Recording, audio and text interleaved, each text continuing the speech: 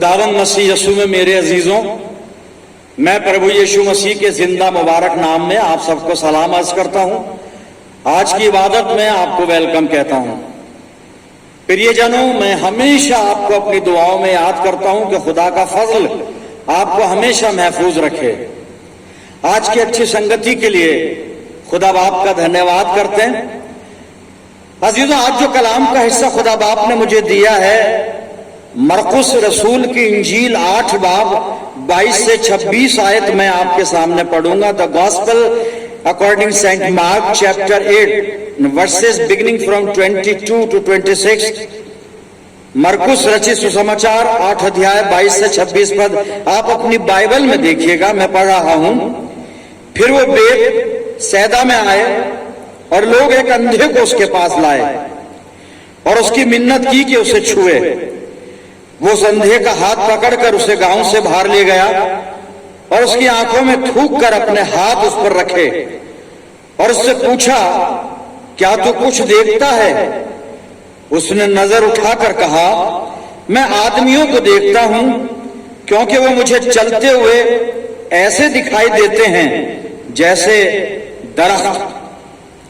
फिर उसने दोबारा उसकी आंखों पर अपने हाथ रखे और उसने गौर से नजर की और अच्छा हो गया और सब चीजें साफ साफ देखने लगा। फिर उसने उसको उसके घर की तरफ रवाना किया और कहा कि इस गांव के अंदर कदम भी ना रखना। खुदावंद की बरकत उसके पाक कलाम के पढ़े जाने और सुने जाने पर हो। आमीन। आइए दुआ करें।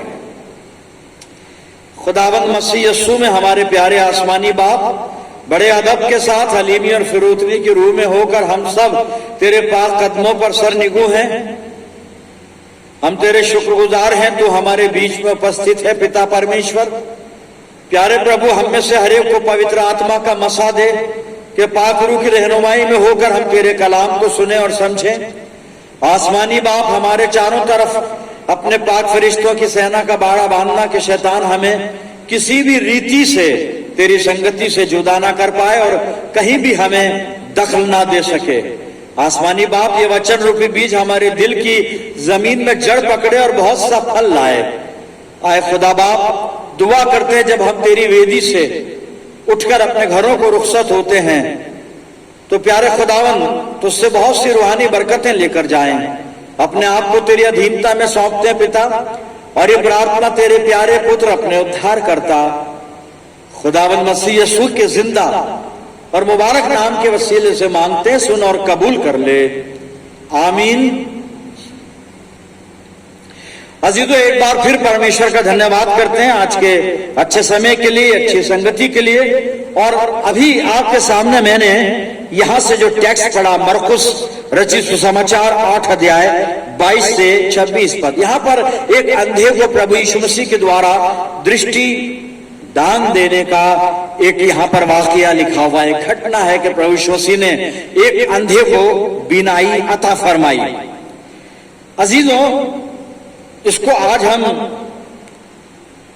पूरा एक्सपोज करेंगे। मैं किसी एक आयत पर आज नहीं बोल रहा हूं। ये आज का मेरा सरमन एक्सपोजिटरी सरमन है। इसको पूरी घटना को मैं एक्सपोज करूंगा और क्रम से आपके साथ मैं परमेश्वर के वचन को शेयर करूंगा जो इन पदों में यानी 22 से 26 पदों में लिखा हुआ है और मरकुस ने इसको लिखा है।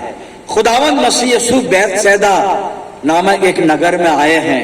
वो लोग एक अंधे को प्रभु यीशु मसीह के पास लेकर आए और यहां पर जब ये लोग इसको लेकर आए तो यहां पर विनती कर रहे हैं कि प्रभु यीशु मसीह उसको छुए ताकि यीशु मसीह के छूने से ये अंधा व्यक्ति देखने लगे।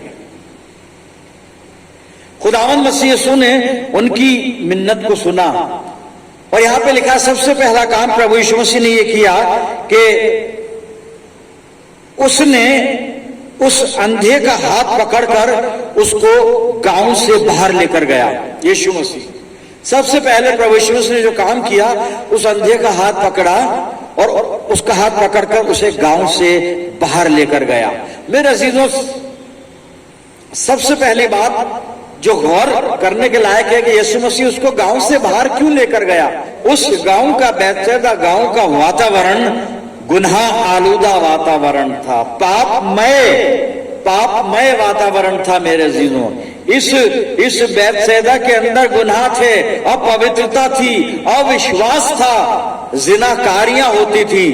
और मैं इसलिए बता रहा हूं, एक छोटा सा रेफरेंस आप नोट कर लें, जब बाद में पढ़ेंगे तो आपको पता चल जाएगा कि ये गांव कैसा था।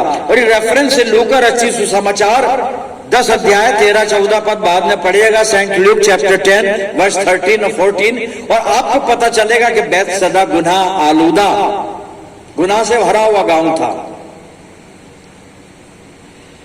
और गुनाह के वातावरण में जब तक कोई इंसान होता है, खुदा की कुदरत उसकी जिंदगी में काम नहीं करती, क्योंकि वो ऑलरेडी उस एटमॉस्फेयर में है जहां पे पाप हो रहा है, गुनाह हो रहा है मेरे अजीजों। इसलिए मसीह यीशु को ये जरूरत महसूस हुई कि उसे उस गांव से, बैतसैदा गांव से बाहर ले जाए, और हाथ पकड़कर मसीह यीशु उसको बाहर ले गया मेरे अजीजों। और जब खुदावन मसीह यीशु उसको बाहर ले गया तो वहां पे लिखा है कि उसने अंधे की आंखों में थूका, उस पर हाथ रखे, उसकी आंखों में थूका। थूक यीशु मसीह का उसकी आंखों तक पहुंचा है मेरे अजीजों। और तब खुदावन मसीह यीशु ने पूछा, क्या तू कुछ देखता है? यहां पर जो टेक्स्ट मरकुस लिख रहा है, यहां पर लिखा है कि उसने कहा, हाँ मुझे मनुष्य दिखाई देते हैं, लेकिन वो ऐसे दिखाई देते हैं कि जैसे पेड़ चल रहे हों, साफ नहीं दिख रहा है इसको, ब्लड विजन। अभी दृष्टि आई है, लेकिन ये दृष्टि बिगड़ी हुई है मेरे अजीजों। यहां जो दूसरी बात देखने लायक और समझने लायक है, वो ये है कि खुदावंद मसीह यीशु पूछना चाहता है सामने वाले से कि मेरी सामर्थ ने तेरे जीवन में कितना काम किया है। दूसरी बात, ये गुनाह के वातावरण से निकलकर आया है, इसलिए प्रभु की सामर्थ इसके जीवन में अभी धीरे धीरे काम करेगी। कि गुनाह का असर इस पर बहुत है, गुनाह का असर बहुत है। जो गुनाह के वातावरण से बाहर आया, इसका सोच विचार दृष्टिकोण वही पापमय है जिस वातावरण से आया है। ये देखने तो लगा, अंधा है, देखने लगा, लेकिन क्या देख रहा है? ब्लड विजन, दृष्टि बिगड़ी हुई है, क्योंकि अभी गुनाह का असर पूरी तरह से इसके जीवन से समाप्त नहीं हुआ है। प्रियजनों, दूसरी बात यहां पर यह है कि जब हम प्रभु के पास आते हैं, प्रभु की सामर्थ्य हमारे जीवन में काम करती है, लेकिन कई बार हम प्रभु के साथ भी होते हैं, गुनाह के वातावरण में भी अपने आप को रखना चाहते हैं, और तब प्रभु की सामर्थ्य हमारे जीवन में काम इसलिए नहीं करती कि हम गुनाह के वातावरण में होते हैं। और कई बार हमारा जो दृष्टिकोण ब्लड रहता है, कई बार हमारी नजर ब्लड होती है, कई बार हमारी नजर डिफेक्टिव होती है, कई बार हमारी समझ में कमी होती है, और हम पूरी तरह प्रभु से आशीष प्राप्त नहीं कर सकते। यह भी पूरी तरह नहीं देख रहा है मेरे अजीज। बैतसैदा के गंदे वातावरण का असर इस पर है, लेकिन इस व्यक्ति ने अपनी ब्लड साइट के बारे में, ब्लड विजन के बारे में बताया है कि मैं ठीक से नहीं देख पा रहा हूं, मुझे दिख रहे हैं मनुष्य, लेकिन मनुष्य पेड़ जैसे दिख रहे हैं। और यहां पर एक चीज इसकी अंधे व्यक्ति की एक अच्छाई नजर आ रही है, ये अपने डिफेक्ट को मान रहा है कि मैं देख रहा हूं लेकिन मेरा विजन ब्लर्ड है। अपना डिफेक्ट ये रिकॉग्नाइज कर रहा है, एक्सेप्ट कर रहा है।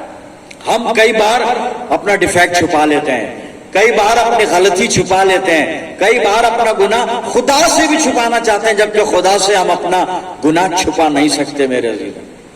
परमेश्वर से हम गुनाह छुपा नहीं सकते, और छुपाएंगे तो हम प्रभु से कोई आशीष पा नहीं सकते। खुदा की सामर्थ हमारी जिंदगी में काम नहीं करेगी,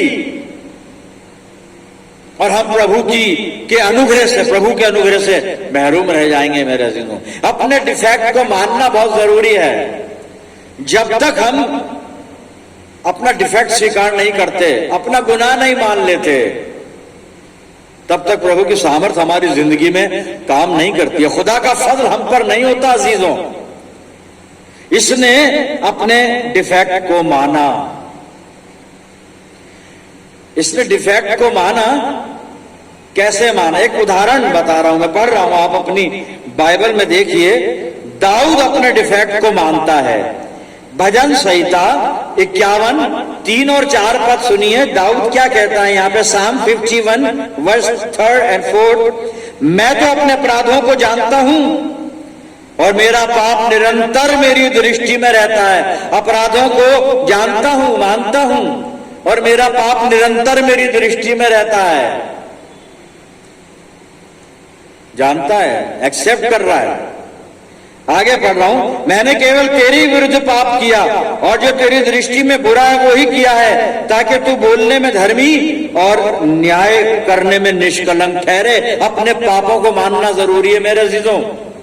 जब हम अपने डिफेक्ट को मान लेते हैं, अपने गुनाह को मान लेते हैं, खुदा का फजल हम पर हो जाता है, खुदा का करम हम पर हो जाता है। नीति वचन का लेखक एक बड़ी अच्छी बात लिखता है। नीति वचन और 28 अध्याय और 13 पद में पढ़ रहा हूं, आप अपनी बाइबल में इसको देखिए। नीति वचन 28 और 13 पद में क्या लिखा है? यहां लिखा है, जो अपने अपराध छिपा रखता है उसका कार्य सफल नहीं होता। जो अपने गुनाह छिपा लेता है उसका कार्य सफल नहीं होता, परंतु जो उनको मान लेता और छोड़ भी देता है उस पर दया की जाएगी, उस पर दया की जाएगी। जब हम अपने गुनाह मान लेते हैं तो प्रभु की दया हम तक पहुंचती है, उसका फजल हम पर होता है, हमें माफी मिलती है, बरकत मिलती है मेरे अजीजों। एक नया जीवन मिलता है, अपने पापों से छुटकारा मिलता है, बीमारी से चंगाई मिलती है मेरे अजीजों। लेकिन जरूरी है कि अपने डिफेक्ट को मान लें। उस अंधे ने अपने डिफेक्ट को माना कि yes I can see but I have blood vision. दिख रहा है मुझे लोग, लेकिन लोग कैसे दिख रहे हैं? पेड़ों की तरह। लेकिन प्रभु चाहता है कि हम लोगों को पेड़ों की तरह ना देखें, इंसान को इंसान की तरह देखें मेरे अजीजों। और ये कब होगा? जब हम अपने डिफेक्ट को, अपने गुनाह को, अपनी कमजोरी को, अपनी कमी को एक्सेप्ट कर लेंगे, स्वीकार कर लेंगे। अभी भजन संहिता 51 के कुछ पद जो दाऊद ने लिखे हैं, मैंने पढ़े थे कि दाऊद स्वीकार कर रहा है अपने पाप को, साफ मान रहा है, कह रहा है मैंने तेरा ही गुनाह किया है और वो काम किया जो तेरी नजर में बुरा है। तो क्या दाऊद को माफी मिली क्या? जी हां, मिली साहब। सुनिए, मैं हवाला पढ़ रहा हूं। भजन संहिता 32 और 5 पद। जब दाऊद ने अपना गुनाह स्वीकार किया, अपने डिफेक्ट का एक्सेप्ट किया, मान लिया, इसको प्रभु का अनुग्रह प्राप्त हुआ साहब। क्षमा मिली, चंगाई मिली, सब कुछ मिला। चंगाई, मानसिक चंगाई। बड़ा डिप्रेशन में था यह गुनाह करके। जी मैं पढ़ रहा हूं भजन संहिता Psalm 32 वर्स 5। जब मैंने अपना पाप तुझ पर प्रकट किया और अपना अधर्म न छिपाया और कहा मैं यहोवा के सामने अपने अपराधों को मान लूंगा, तब तूने मेरे अधर्म और पाप को क्षमा कर दिया। खुदा माफ कर देता है साहब। लेकिन हमें अपना डिफेक्ट मानना पड़ेगा, अपना गुनाह स्वीकार करना पड़ेगा। उस अंधे ने वहां पर यही किया है, मान लिया कि अभी मेरे पास ब्लड विजन है, बिगड़ी हुई दृष्टि है। मेरे अजीजों, हमारे रूहानी जीवन में क्या है? टटोल कर देखें। अगर हमारे आत्मिक जीवन में ये ब्लड विजन है, बिगड़ी हुई दृष्टि है, बिगड़ा हुआ विश्वास हमारे पास है, तो हमें प्रभु से आशीष प्राप्त नहीं होगी जो वो देना चाहता है। तो हमें करना क्या है कि अपने गुनाह को, अपनी कमजोरी को, अपने डिफेक्ट को एक्सेप्ट करना है, मान लेना है मेरे अजीजों, उसको बिल्कुल मान लेना है। तो इस अंधे ने साहब अपना डिफेक्ट माना, तो वहां पे लिखा है यीशु मसीह ने दोबारा उस पर हाथ रखे, दोबारा उस पर हाथ रखे, दूसरी बार उस पर हाथ रखा। और जब यीशु मसीह ने हाथ रखा तो वहां देखते हैं काम हुआ साहब, पूरा काम हुआ। और काम यह हुआ कि अंधा देखने लगा मेरे से, वो ठीक हो गया, बिल्कुल देखने लगा।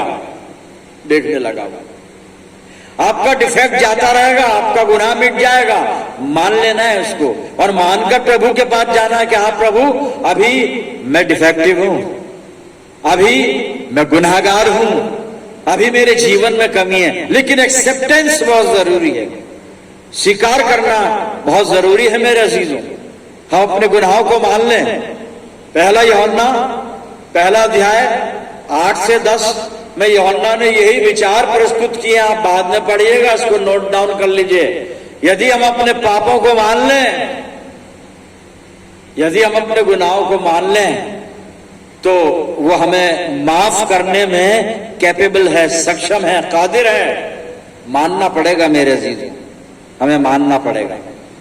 और इस अंधे को दृष्टि मिल गई साहब, ये देखने लगा, और देखने लगा तो देखने के बाद ये कहां गया होगा, कहां गया होगा? यीशु मसीह ने इसको एक हिदायत दी, इसको एक हिदायत दी, एक आज्ञा दी, बल्कि मैं कहूंगा एक हुक्म दिया। क्या दिया वो मैं पढ़ रहा हूं। मरकुस 8 और 26 पद आप अपनी बाइबल में देखिए। मरकुस 8:26 में लिखा है, फिर उसने उसको, मैं 25 से पढ़ दूं ताकि सारी बात समझ में आ जाए। मरकुस 8:25 लिखा है, फिर उसने दोबारा उसकी आंखों पर अपने हाथ रखे और उसने गौर से नजर की और अच्छा हो गया और सब चीजें साफ साफ देखने लगा। 26 पद सुनिएगा। फिर उसने यानी यीशु मसीह ने उसको उसके घर की तरफ रवाना किया और कहा कि इस गांव के अंदर कदम भी ना रखना उसके घर की तरफ। इसका मतलब वो बैतसैदा का रहने वाला नहीं था, लेकिन लोग उसको लेकर आए थे। इसका घर कहीं और था, लेकिन उसको गांव में नहीं जाना था। पर उस गांव, क्योंकि गांव में आता जाता रहता था ना, जरूर लोग उसको जानते थे, तभी तो लेकर आए। उस गांव के गुनाहों का असर था साहब, संगति का असर पड़ता है मेरे प्रियजनों, वातावरण का असर पड़ता है। पर इसका घर, इस बयान से पता पड़ता शायद गांव से थोड़ा हटकर था, पर ये गांव में इन्वॉल्वमेंट था इसका, आता था जाता था। कई बार हम गुनाह के वातावरण में बहुत इन्वॉल्व होते हैं, गलत लोगों के बीच में हमारा इन्वॉल्वमेंट होता है, और प्रभु चाहता है कि हम बुराई से दूर रहें। इसको कहा गया 26 पद में, उस गांव में अब कदम भी ना रखना। मेरा अजीजों, जब प्रभु आपके जीवन में काम करेगा तो आपको सबसे पहले यही हिदायत देगा कि अब दोबारा गुनाह के माहौल में कदम मत रखना, अब दोबारा गलत स्थान पे कदम मत रखना। प्रियजनों, प्रभु मेरा और आपका हमें बरकतें देना चाहता है, हमें आशीष देना चाहता है। कई बार हम असफल हो जाते हैं, हम अपने डिफेक्ट को एक्सेप्ट नहीं करते, अपने गुनाह को नहीं मानते। लेकिन अजीजों, हमको अपने डिफेक्ट को मानना पड़ेगा। अगर प्रभु की सामर्थ को हम अपने जीवन में काम करते हुए देखना चाहते हैं तो हमें डिफेक्ट मानना पड़ेगा, अपनी कमजोरी को स्वीकार करना पड़ेगा कि प्रभु मैं गुनाहगार हूं, I am defective, I am Sinner, मुझे अच्छा कर दे, मुझे क्षमा कर दे, मुझे चंगाई दे दे पिता परमेश्वर। और जब हम इस दिल और इस ईमान के साथ, इस नियत के साथ प्रभु के पास जाएंगे तो उससे हमें हर चीज प्राप्त होगी, चंगाई मिलेगी, गुनाहों से, पापों से रिहाई मिलेगी, एक नई जिंदगी मिलेगी। मेरे अजीजों, केवल एक काम करना है, अपने डिफेक्ट को मान लेना है। आइए हम चलते हैं अपनी कमजोरियों का इकरार करने के लिए प्रभु यीशु मसीह के चरणों पर प्रार्थना करें। खुदावंद प्यारे आसमानी बाप, धन्यवाद करते हैं आज के जीवित वचन के लिए। परमपिता परमेश्वर, तेरे शुक्रगुजार हैं कि कलाम ने आज हमें एक बहुत अच्छी सलाह दी है कि हम अपने डिफेक्ट को मान लें, अपनी कमजोरी को मान लें। हाँ पिता परमेश्वर, हम कमजोर हैं, हम निर्बल हैं प्रभु, हमारे जीवन में कमी है पिता परमेश्वर। हम अपने डिफेक्ट को स्वीकार करते हैं खुदा बाप, हम अपने गुनाहों को कबूल करते हैं खुदा बाप। हमारे पापों को क्षमा करना, हमारे जीवन के हर डिफेक्ट को दूर करना प्रभु जी, और हमें अपने अनुग्रह में स्थान देना पिता परमेश्वर, क्योंकि हमारा बुलाने वाला पिता परमेश्वर चाहता है कि हम सिद्ध बने, क्योंकि हमारा बुलाने वाला भी सिद्ध है। प्रभु जी, हम पे दया करना, हमारे डिफेक्ट दूर कर, हमारे पाप दूर कर, हमें माफी अता कर, हमारी बीमारियों से चंगाई अता कर, हमारी चिंताओं को दूर कर पिता परमेश्वर, और हमें कुशादगी बख्श, वो आनंद है प्रभु जो तू अपने बंदों को देना चाहता है। अपनी जिंदगियों को पिता परमेश्वर तेरे इख्तियार में देते हैं, मैं दुआ करता हूं जितने मेरे साथ इस प्रार्थना में जुड़े हुए हैं, प्यारे खुदावंद, अगर इस समय कोई अपनी बीमारी को लेकर यहां बैठा है, अपनी किसी मुसीबत परेशानी को चिंता को लेकर बैठा है, उस पर दया करना प्रभु। वो अपना डिफेक्ट स्वीकार कर चुका है पिता परमेश्वर, उसको रिहाई देना, चंगाई देना और खुदावन चिंताओं से मुक्त करना। परम पिता परमेश्वर, हम सब मिलकर पूरे आलम के लिए दुआएं खैर मांगते हैं। सब पर तेरा फजल हो, अपनी जिंदगियों को प्रभु जी तेरे अधिकार में देते हैं और इस प्रार्थना को बड़े विश्वास के साथ, बड़ी दीनता नम्रता के साथ तेरे प्यारे इकलौते बेटे, अपने उद्धारकर्ता खुदावंद यीशु मसीह के जिंदा और मुबारक नाम के वसीले से मांगते हैं। सुन और कबूल कर ले, आमीन। अब हमारे खुदावंद मसीह यीशु का फज़ल, खुदा बाप की मोहब्बत, पाक रूह की रिफाकत और शराकत हम सब के साथ, तमाम विश्वासियों के साथ, हमारी सब मंडलियों के साथ अब से लेकर हमेशा तक होती रहे, आमीन।